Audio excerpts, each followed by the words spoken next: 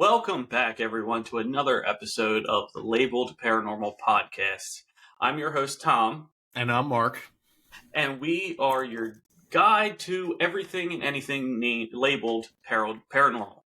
So this week, we have, we're guides. So that's all we have to do. We just have to lead people. That's how we're going to approach it.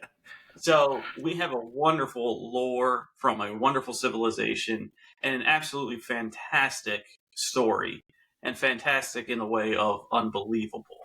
So I myself have some native blood in me, not Hopi, which we'll get into, but I definitely can understand a little bit of the mentality of some of these stories and how it comes. So this week we are going to talk about the Hopi Indian tribe, which in a rough geographic area is northern Arizona, right around that area in the desert.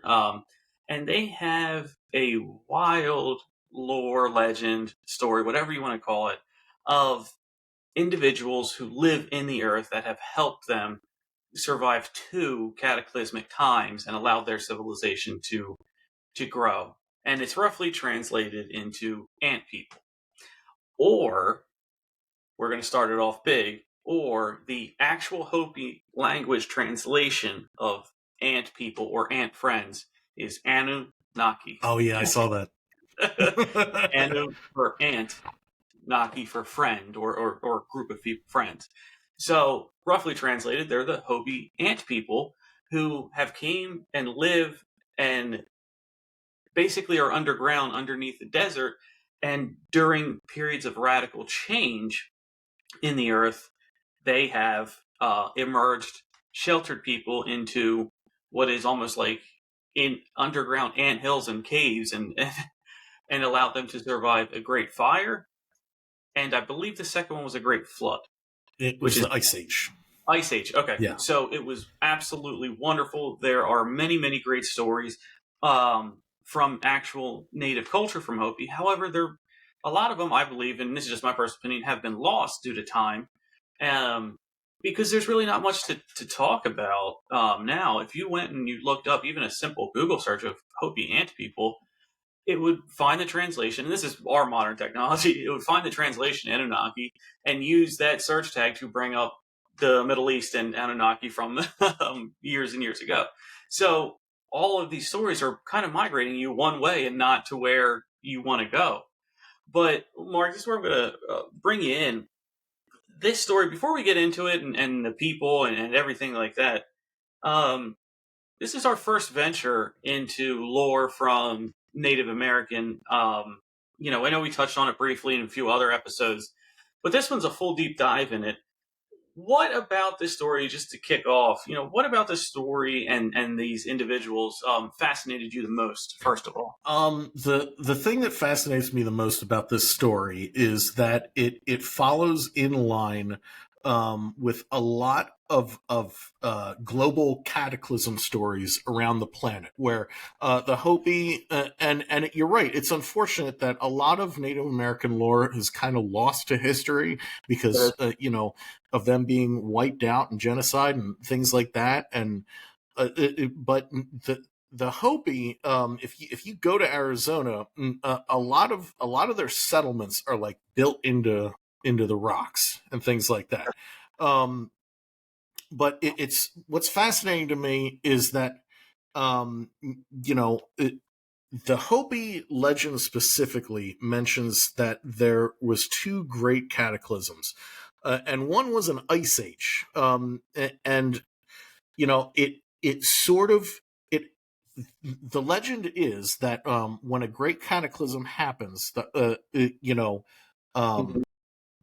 and part of the legend is that an odd-shaped cloud guided the Hopi people across the desert towards where the ant people lived, so that ant people could shelter them underground to survive a great cataclysm. And this happened twice. But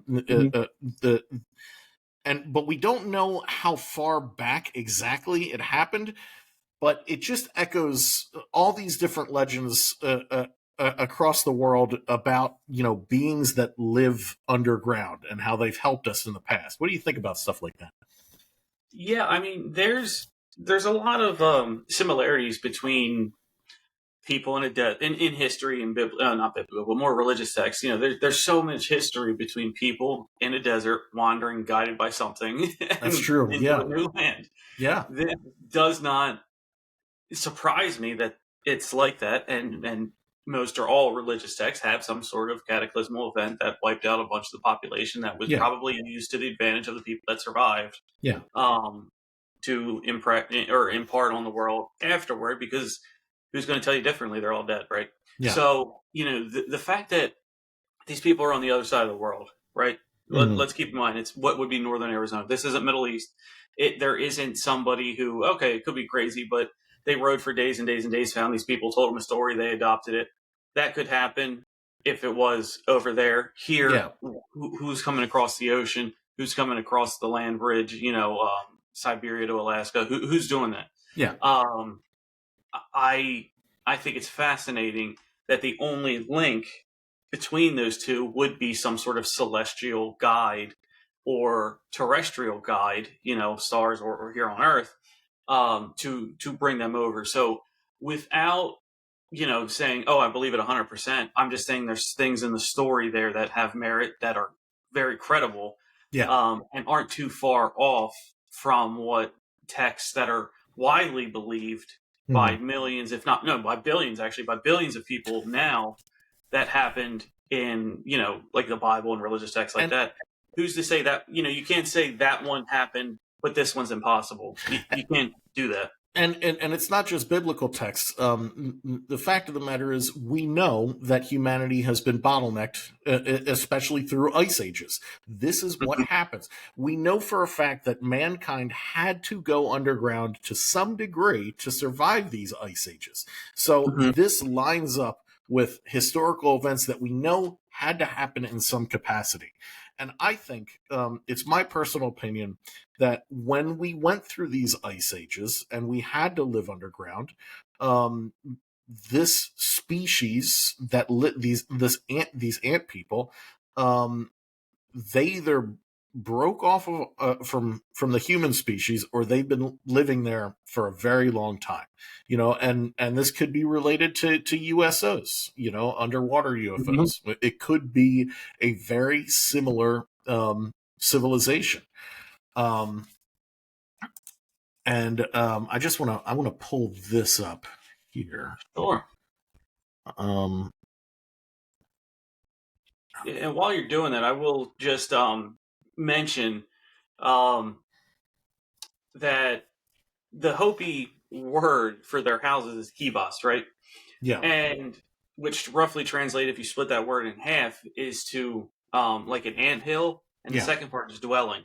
yeah, So I think that not only is this one story that they tell, elements of this story is built into their entire culture, their yeah, entire being, and even into their language. So I thought that was pretty impressive as well. yeah. And not to detract from the Hopi, because their legend is important, but it's limited in the information that we have. But we do have other examples Mhm. across the world of people fleeing underground and living underground for extended periods of time. Now, this is an article, about a site in Turkey called Kuyu. Now, I forget exactly how old Kuyu is, but it was constructed, um, to avoid, enemy attacks as well as, environmental cataclysms.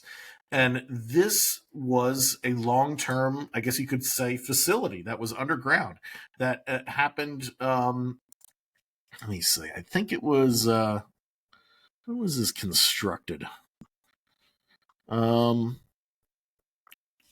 it's hard to This say when it was picture is constructed. rather amazing, because when you talk about the Cappadocians, they're not known for their earth. They're known for their water, their architecture and aqueducts and things of that nature. So seeing this, if you were to ask me, which is, ancient group of this, I would have never said Cappadocians. This is amazing. Yeah, yeah, it's pretty wild. Um, but yeah, I mean, this is, just another example of people, fleeing underground. Hmm. But if you look, there's multiple. It looks like religious areas. You see a cross there. Yes. Um, and for those who are listening, it's a map. And please look up the mysterious underground city found in a man's basement from the Cappadocians. You'll pull this image right up.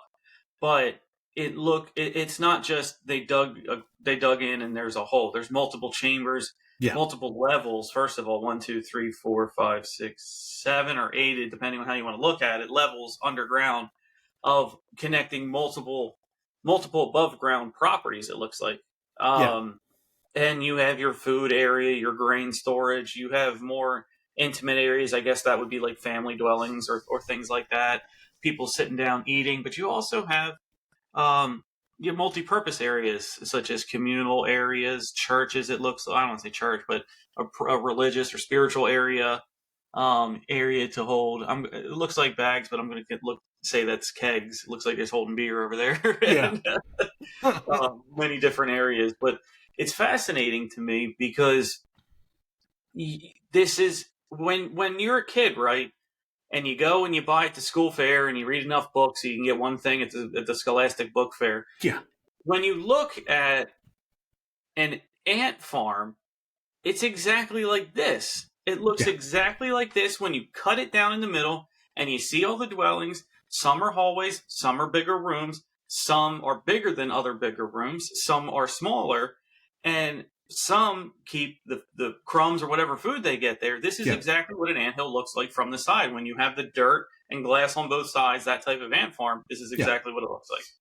And, these types of dwellings can also, well, not like this, but the Hopi, like I said before, they used to kind of build their settlements kind of embedded in the structure, in the geological structures around them. Mm-hmm. Mm-hmm. um it's kind of fascinating.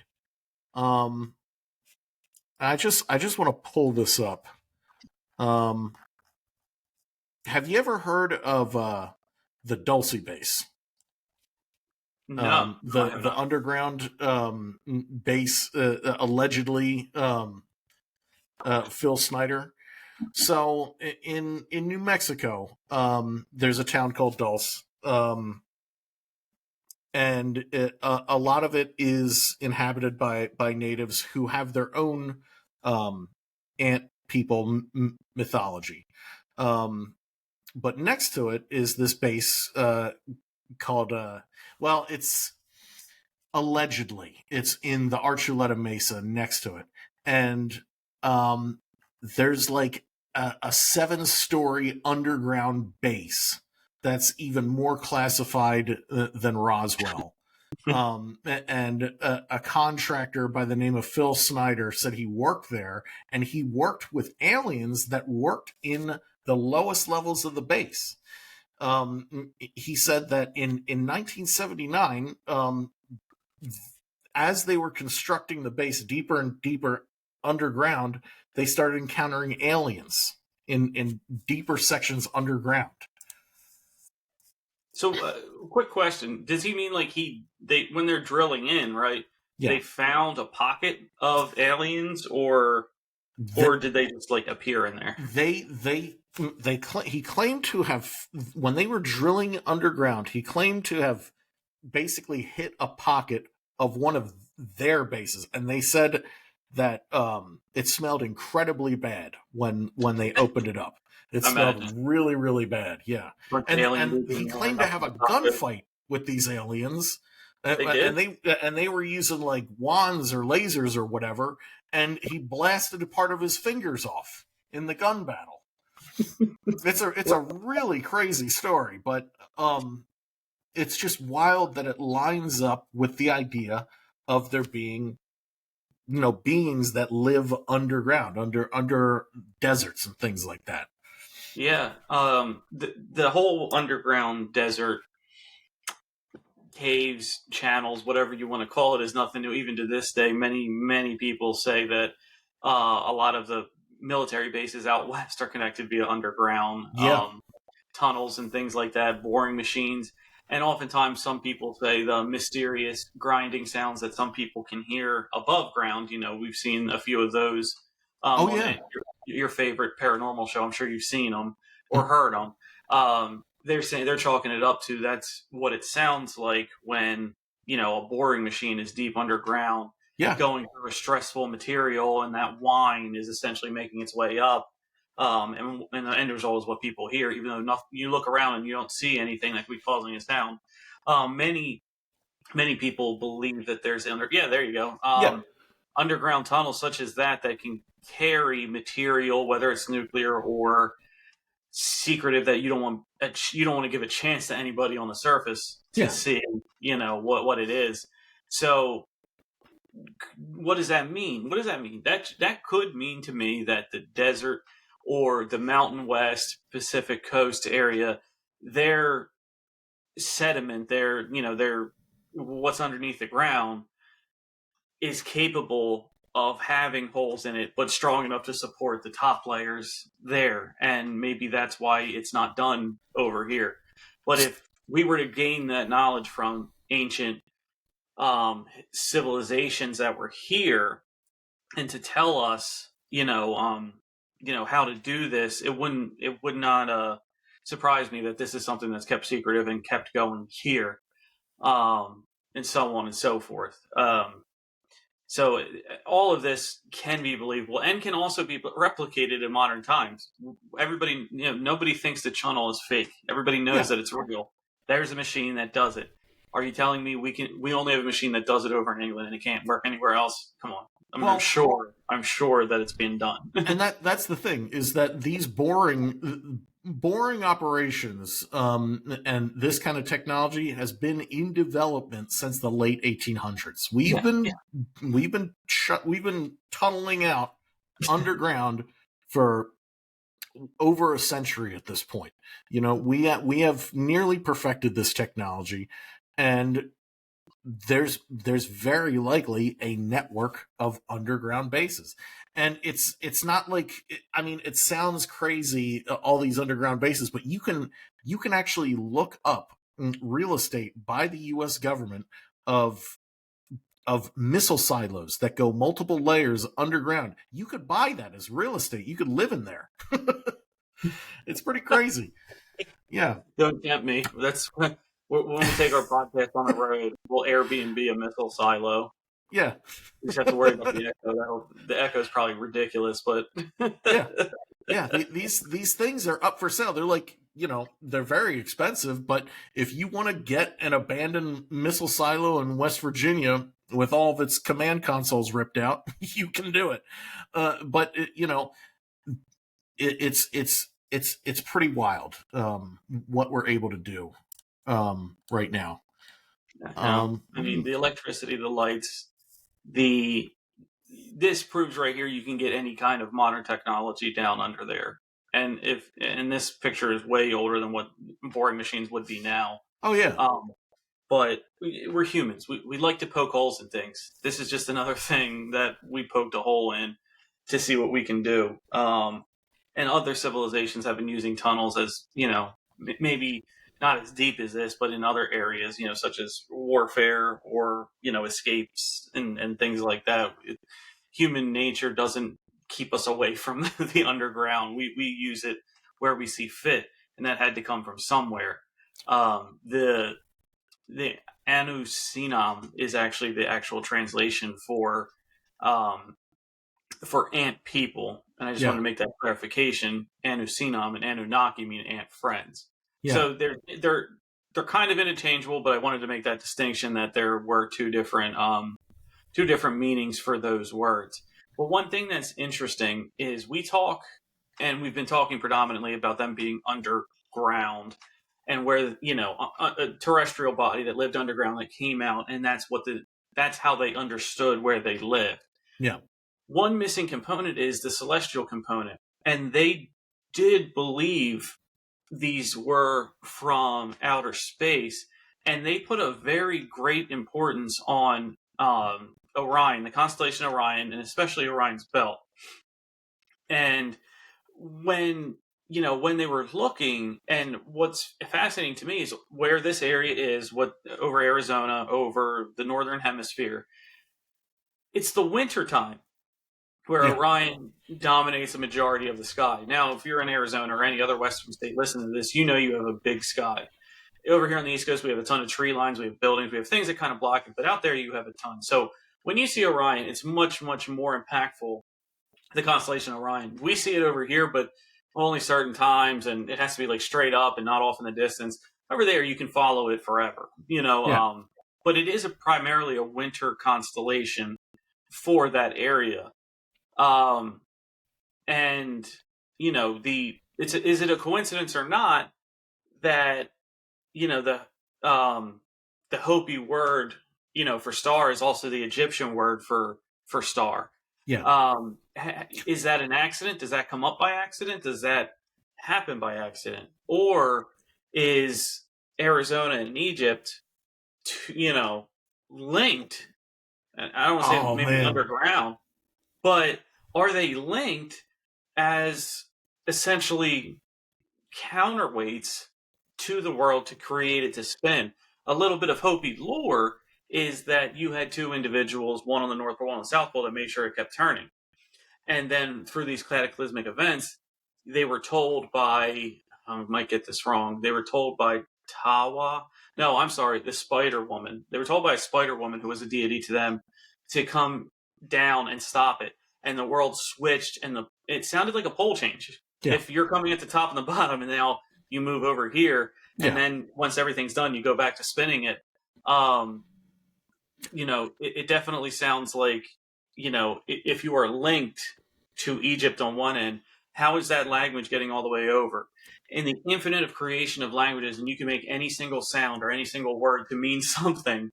Well, You're going to tell me it's a coincidence that those two came together? I think it's very interesting that you bring up that connection, because it brings up another weird story Yes. about Egyptian hieroglyphics in the Grand Canyon.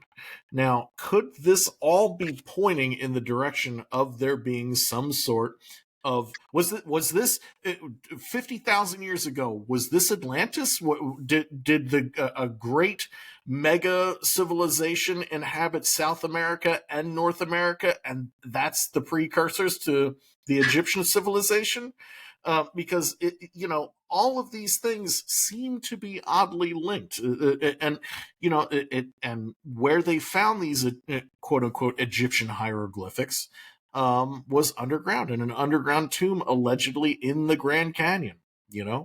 So could that all be related to these stories of humanity fleeing underground during a great cataclysm? And it points to today about how all these millionaires and billionaires are building these bunkers. I think Mark Zuckerberg said he's building an underground bunker on a Hawaiian island, which is pretty wild. Yeah, you better not get too close to the edge of that bunker. Yeah. Probably but I love the idea of a linked world, and let me let me take it one step further. Let's go. Let me take some theory into this, some conspiracy theory. Let's do it. Okay.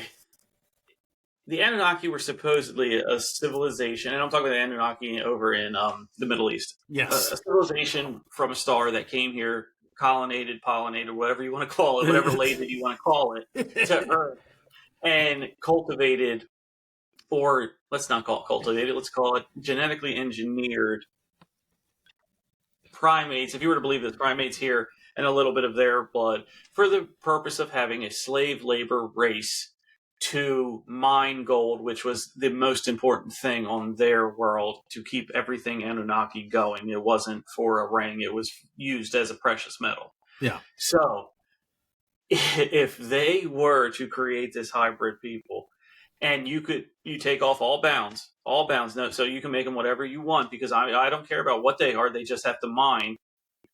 Maybe an ant person would be better to mine gold with multiple limbs, multiple not look like. Oh, so you're doing literally. We Like have it's two literally an digits ant. very low. They're not good. See, I wasn't taking them as literally an ant, but hey, maybe that's what it means. It's literally an ant person. See, I was interpreting ant as more like, this is in reference to grays and things like that, where big head, almond eyes, wrap around. But hey, it could be an actual I'm not genetic saying that they Honey, have I to be Shrunk the Kids ant person. 6 legs, a Yeah, big butt and antenna. I'm not yeah, thinking that. yeah. But what I am thinking is that they have the properties of an ant, that they can dig and burrow Oh yeah, 10 times their body weight in in the same time it would take a human with a shovel to do maybe 2. I don't know. yeah, So that's how I took it, more of a yeah, literal. They have the ant properties, and we only know from our base language to call them an ant. yeah. You know what I mean? Well, So if go ahead. we look at especially that one article you linked, if we looked at the actual hieroglyphics that they're showing, it looks like they are describing some type of insectoid type Look at that. creature. That's what I'm saying. Yeah. They're describing some No, sort it's of not insectoid 6 type legs creature. like an ant and Yeah. all that. But So could these be the mantis people? Could mantis, I don't know. We don't know a whole lot about the mantids. Could those be the actual ant people? there are stories, and I don't want to get too far off tangent, but there are extraterrestrial stories of individuals who said these things were insectoids and not humanoids. Yeah. Yeah. And if you look at these pictures like this, You see clearly the sun, and that's the sun god, which I believe is Tawa, Towa. And correct me if I'm wrong in the comments. But I see a beetle dude down there to the bottom. Yeah, there's a beetle dude there too. So, and then you have a mantis one that kind of is right to upper left of him. Yeah. And then would be more of an ant dude all the way to the right. And it looks like he's putting his head on a human, if that's where I'm just taking it out. Yeah, that's what it looks like. It looks like he's putting his hand or his little scissor claw thing on a human head. And that I don't know if that's supposed to be the sun or if it's a portal. But if that's a great idea. See, at first glance, I think it's a sun, but that very well could be a portal. Because if you just have that where it's a mantid being with his claw on a human head and a portal and a portal right next to him, I mean, that's pretty on the nose. That's pretty crazy. It is pretty crazy because that's almost exactly what was happening when they brought them underground. It specifically says they picked them up by their head. They picked them up by. I'd be annoyed if somebody comes around. That's what it is. Head. But that's what the story literally translates to. They were picked out by the head. Yeah. Now, why are you putting by the head in your text if it doesn't have any significance? So which means their appendages would have to be claw-like, to do that. Yeah. And they'd also have to be much, much bigger and stronger to grab us by the head but not break your neck and hurt you. You know what I mean? So if they can grasp you and not move you and put you down, you're going to be okay. But if you're wiggling around and all that, you could really get messed up. And obviously they didn't want to do that. This is a completely benevolent civilization. I haven't, in all of my research, and then especially for this episode, I haven't found anything that said they were malevolent or bad. I found only good things about this. Yeah. So the whole point of them is they guided humanity to safety, essentially. Now, could these be the same creatures seen in the background in some abduction events where you have grays interacting with you, and then there's a mantid being in the corner, kind of overseeing everything? Is that related? I don't know. It's fascinating the line of where this all matches up to. But some of these older hieroglyphics also have something else on them that, look, here's another very clear mantid being hieroglyphic. That one's pretty crazy. But some of these hieroglyphics also have pictures of what seem like jellyfish in them. Jellyfish. Yeah, Why does this which sound familiar recently, Mark? yeah, because I mean, you're talking about, the ant people also just so happen to be called Anunnaki by these ancient languages that somehow translate across the world, and you have Yeah. these jellyfish hieroglyphics, and you have a jellyfish UAP happening in the Middle East. Now, and this might be more your end, but could this imply that, maybe some biblical um, morphologies could be accurate? Are there interdimensional creatures that are floating around the Middle East and live in caves and shit? What's going on? What do you think? So first of all, what strikes a coincidence to me of what you just said there is that yes, that the latest jellyfish UAP that you saw, and for anyone listening to this in the future, it was the winter January of 2024 that this came out to help you, research or whatever. But to have that happen over there, these jellyfish-looking entities in this jellyfish UAP are very, very similar. Um, when you talk about what these things could potentially be and how these interdimensional things relate, it's a very good possibility that if these came from, so this, it's one in the column of I believe for these people came from the Anunnaki in that back in the day, and all their belief system has migrated with them all the way over here. Yeah. The language is very similar. What the events are very similar, and furthermore, in Hopi um, belief, we are in the fourth world. Fourth world. So their ultimate creator, and I apologize, I can't remember the name, but their ultimate creator has a world. He made a sun that has a world. Oh, yeah. You had the world, the third, which was destroyed by the fire. I'm sorry, we're in the fifth world, the fire. Then you had the fourth world, which was destroyed by the ice age. And we are in our fifth. And their timeline is stating that these creatures come out only for these events, only for the cat. So they're not just chilling. They don't drop a line or write mail. They only come for when we're on a period of change. And And they have two entities, or two deities, I should say, that believe in that. There's one that's red, which is your fire and your destruction, and you have a blue one, which is benevolent and peace, love, karma.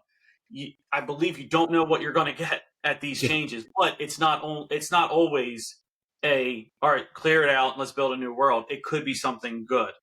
I don't believe they've had the blue one yet, but their lore talks about that. So if this is being seen in the Middle East, real religious area, real populated area, a area where major religion, all of them have started from.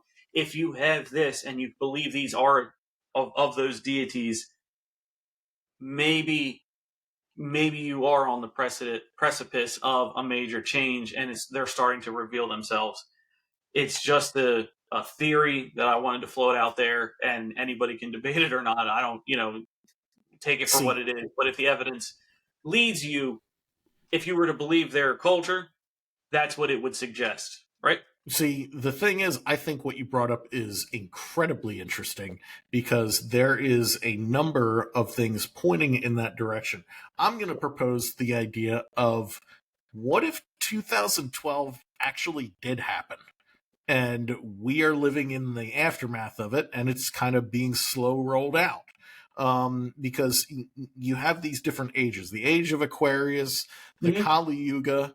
Yep. They're all the Mayan calendar 2012. They're all converging on basically this point, like modern day, And I'm not trying to sound like a doomsdayer, like it's going to happen on this specific date. No, I'm saying that we're already in like slow roll process of a major shift change, like some type of different age is upon us, and it might be the result of that, where these creatures, maybe a pole shift is about to happen, and these creatures are kind of emerging from the ground, emerging from their dwellings.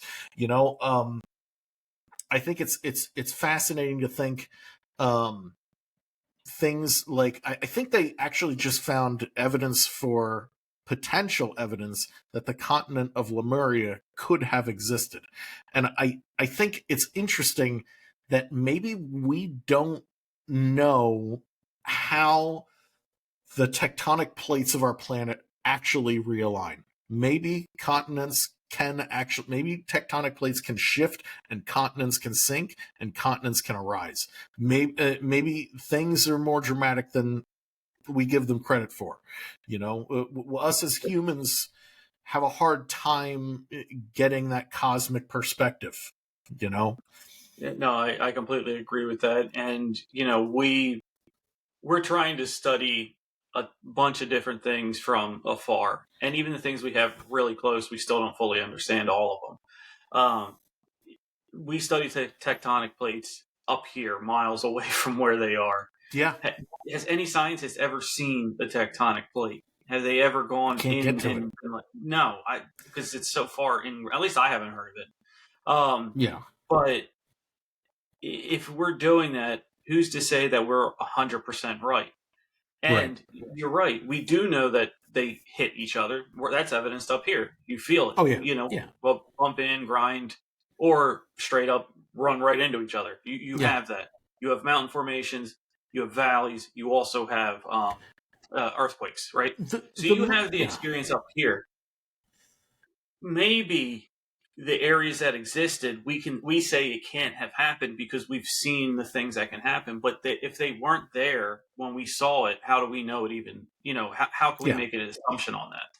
Yeah. So if you have a land that, you want to call it Atlantis, Lemuria, or wherever, if you have an island, you have a land mass that's connected down and your plates shift up, break this, what do you think that's going to do? It's going to go right into the water. Well, it's not impossible to think that land has disappeared under the water. Yeah. More people, again, I hate to harp on this, but more people have been to space than have been to the bottom of the ocean.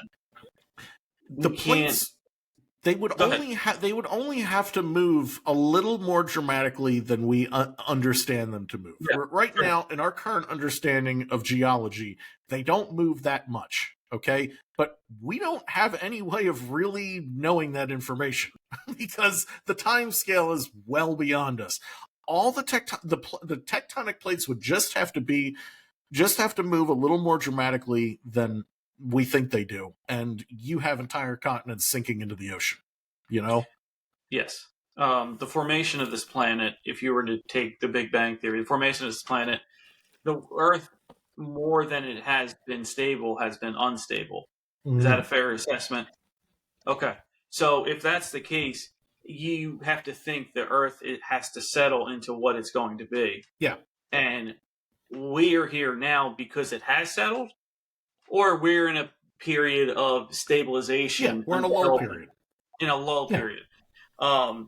If you take things on wavelengths, you have the high periods, but you also, it pitters out until something changes and then you go back up. Yeah. We could just be in a lull right now.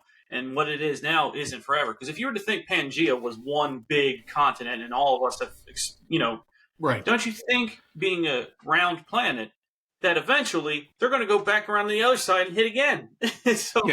Well, there's that. We're destined to have chaos. We're destined not to have that stability forever. We're just making the most of a quiet situation now. Yeah. And humans, to me, are the byproduct of it. They, when their time, were probably the byproduct of what their environment was. Exactly. So it's not impossible to say this is all BS just because the evidence isn't what it is now. Yeah. We have to always mind and put ourselves in the time frame of when it was written. Yeah. So if you take everything literally now, you're not going to believe anything. And that's just my opinion. Yeah. I think it's really interesting because right now we are in probably the greatest lull period that we've ever been in terms of economic prosperity. There hasn't been, especially as Americans, we have been in a time period where we could see most growth because there's nothing interfering with us. But the reality is, the planet's gone through dramatic changes before. Like there's been volcanoes that erupt that take out entire cities. There's really crazy shit that's happened. There's asteroids that have impacted our planet and brought us into an ice age. In the mid 1700s, we were experiencing an ice age, and we're actually just coming off of that ice age right now. We could be heading towards more instability. It's kind of an unknown.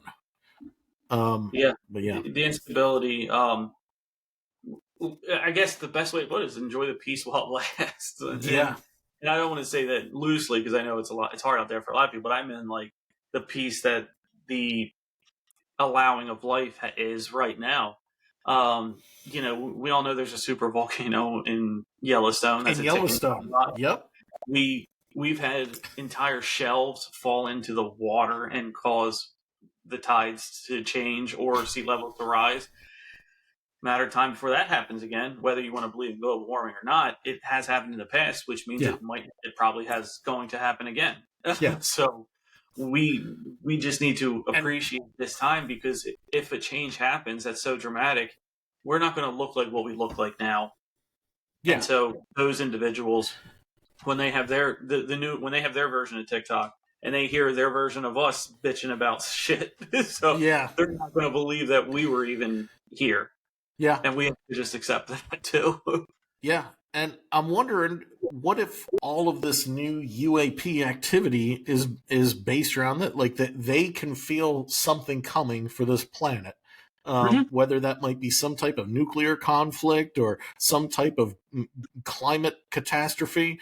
What if these UFOs are ramping up more and more? And what David Grush said is that we're kind of on a timeline here. What if it's all kind of interrelated?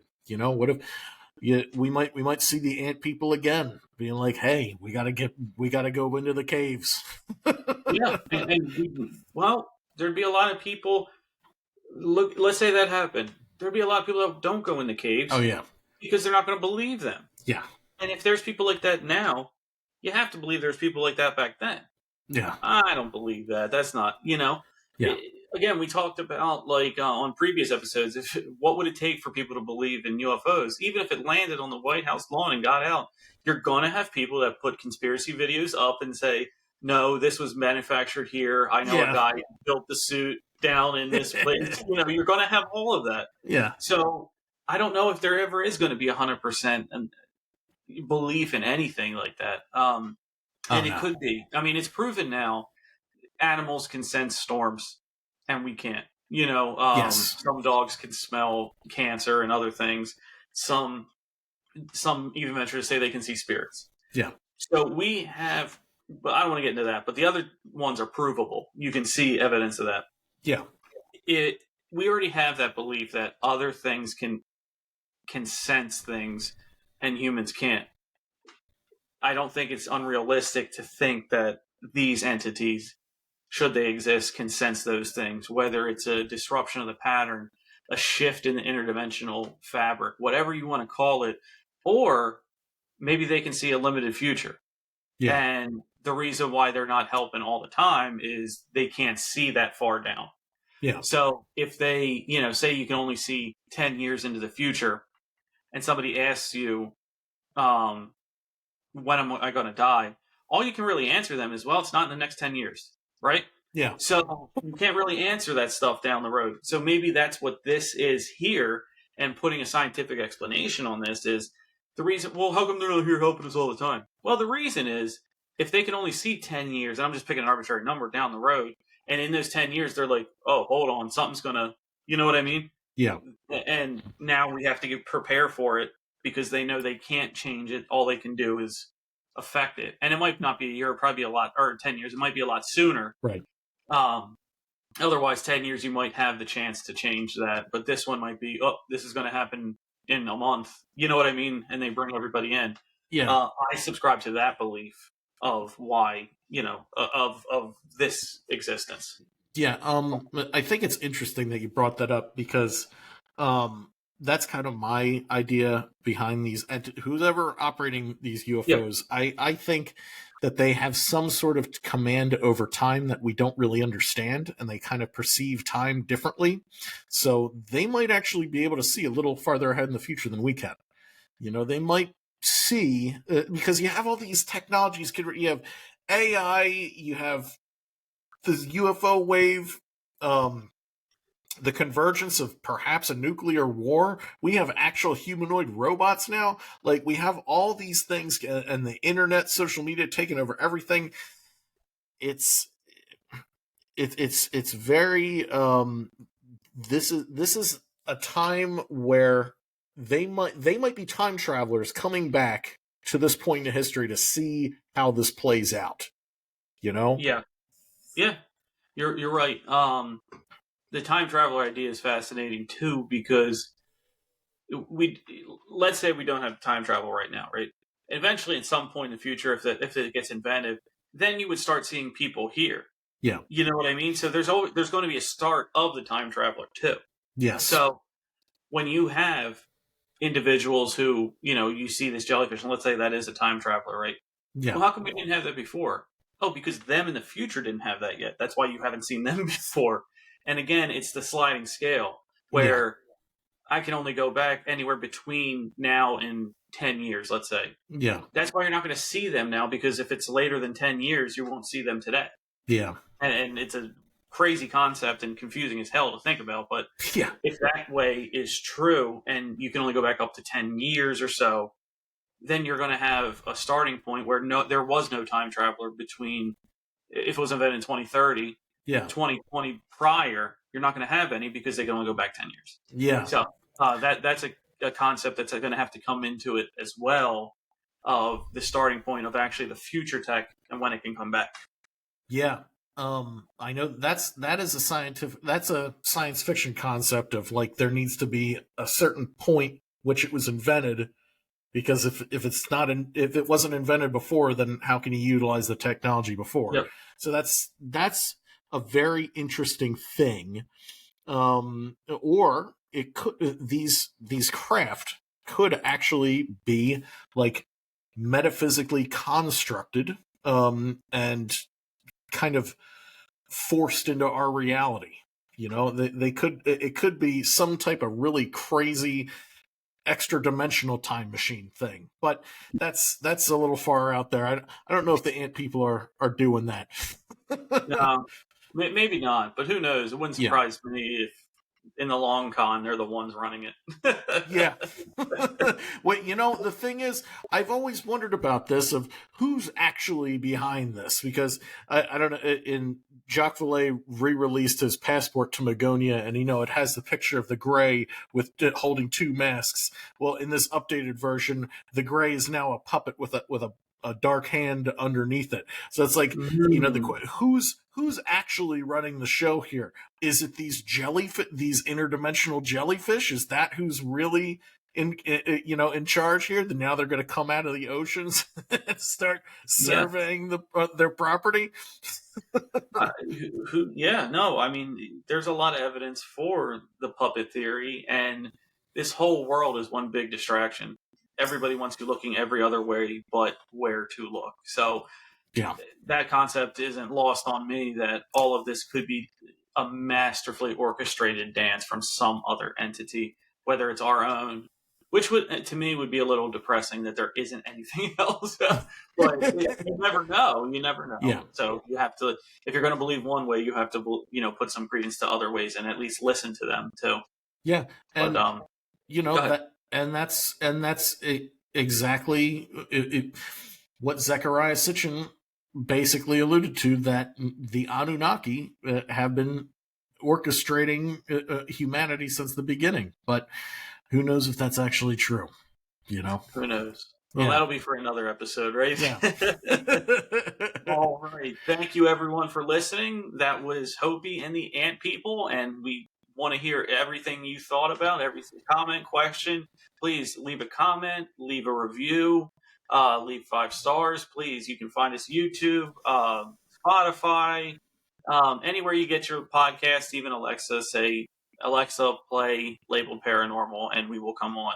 Thank you, everyone, for your time. Be safe. Everyone be comfortable, warm, happy, whatever you want. And next time, we can't wait to entertain you again. So, everyone, for us here at Labeled Paranormal, we're signing off. Have a great weekend, great weekday, and we'll see you next time. See Bye, you guys. guys.